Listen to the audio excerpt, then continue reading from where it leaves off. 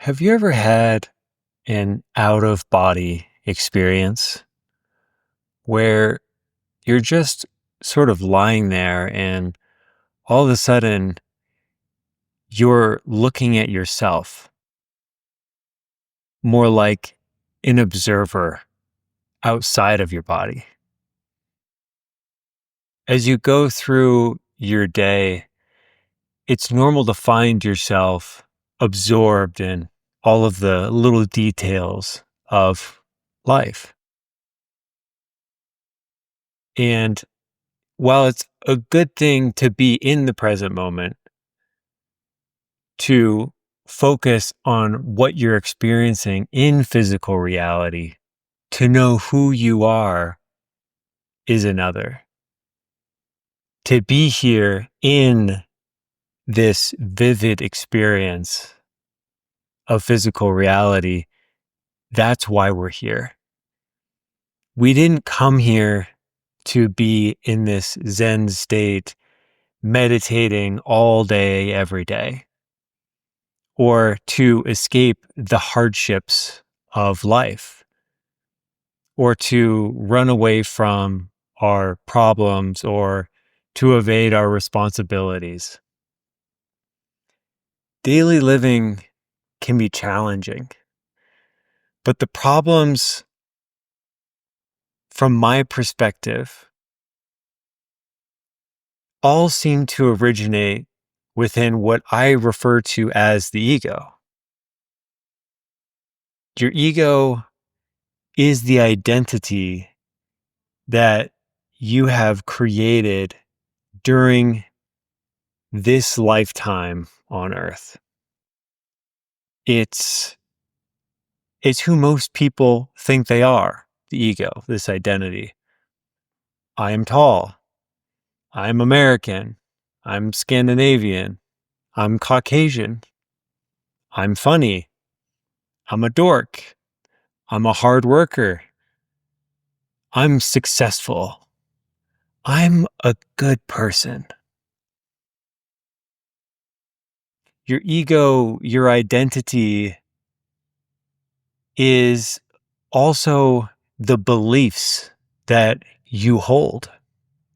And these could be beliefs that you created yourself or that you've taken on at some point in your life. Not good enough, fear of failure, too old, too young, not smart enough, not talented enough, not worthy of love, too afraid to take risks, not creative.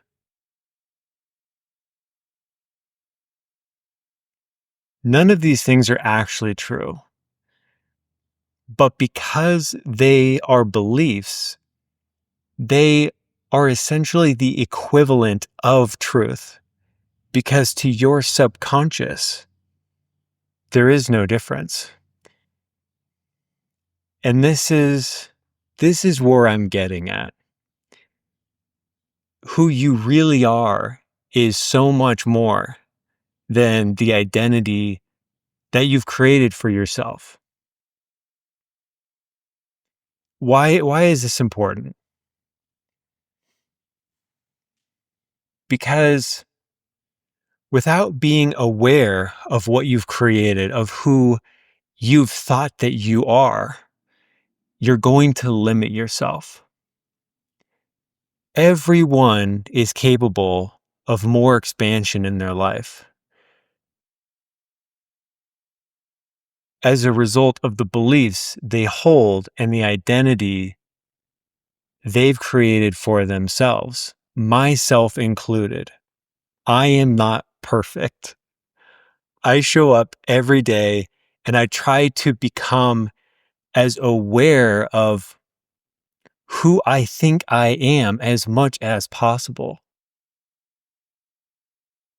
So needing to grow, having a ways to go, this is not such a bad thing. This is why we're here. This is part of living. This is part of being in this world of form as a spiritual being. being here in this limited, seemingly hard and permanent and vividly real experience, it's the opposite of the essence of who we really are. And that's why it's so hard. But that is why we chose to do it and to come here so we can learn and grow and evolve.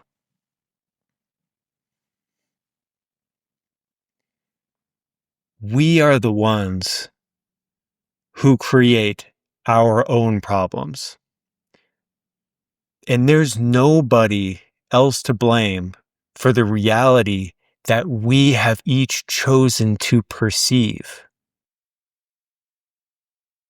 Sometimes things happen to us that we weren't expecting, but you can find a way to see them as things happening for you rather than to you. And nobody can bring you down without you allowing them to.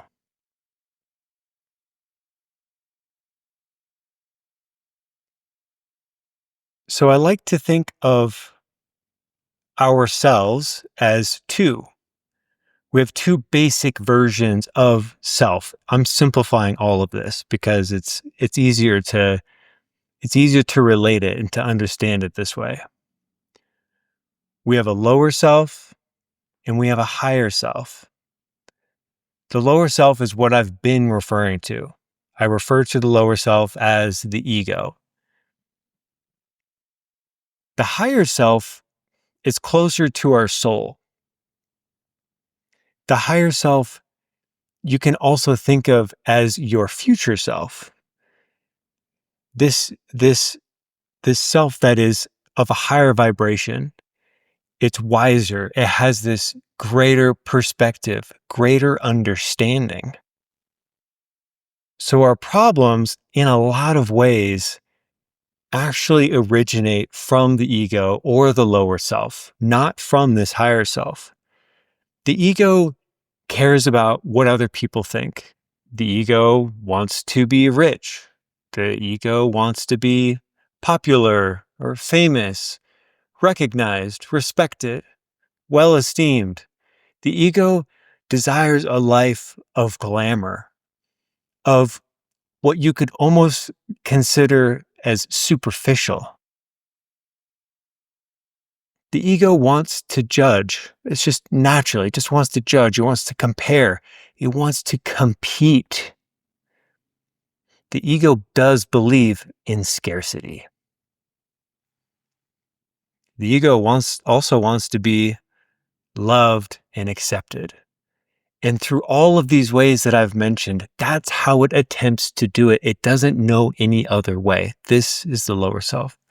It's because it exists in this limited 3D world, and it spent its entire life being programmed and conditioned through observing a society which is heavily fixated on these things.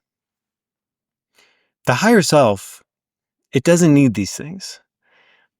It's not fulfilled by them. It knows that these lower self desires seem very real and important, but that chasing them will never be enough for who you truly are as a soul. You know you're connected with your higher self when you have calm emotions, you've quieted your thoughts, and you're feeling centered.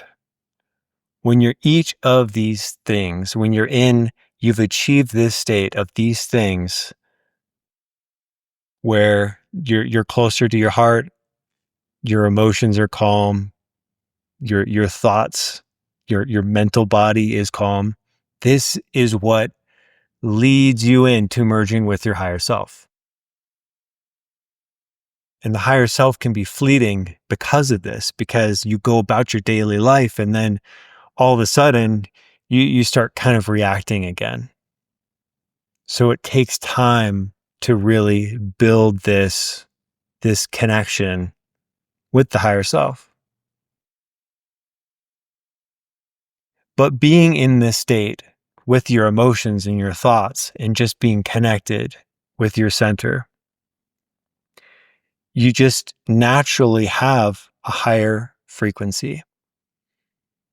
And you aren't concerned with what other people think. You aren't as easily triggered. You don't take things personally. You can see the bigger picture. You can see that other people are only doing their best, what they think is the best that they can do for them at that moment. You believe for yourself that you are powerful and that you are capable. You naturally attract abundance because you don't believe in scarcity. There is more than enough.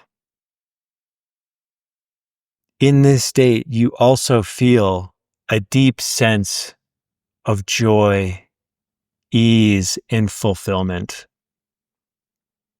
because you have it all. And you realize you never didn't have it all. You only thought that you didn't. You only believed that you didn't. You trust yourself.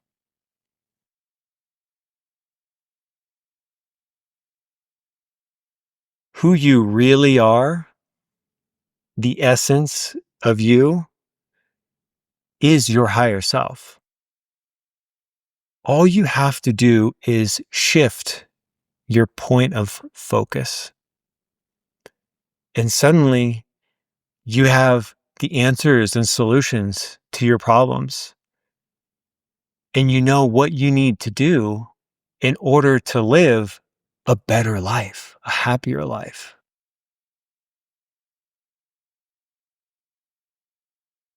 But your lower self will need to get used to this, with you recognizing and accessing and alternating between the two different versions of self. The ego is used to being relied upon. It's taken many years for it to create all of this programming and conditioning in the subconscious, and all of that needs to be retrained. So be patient. Now you know who you really are. The work begins,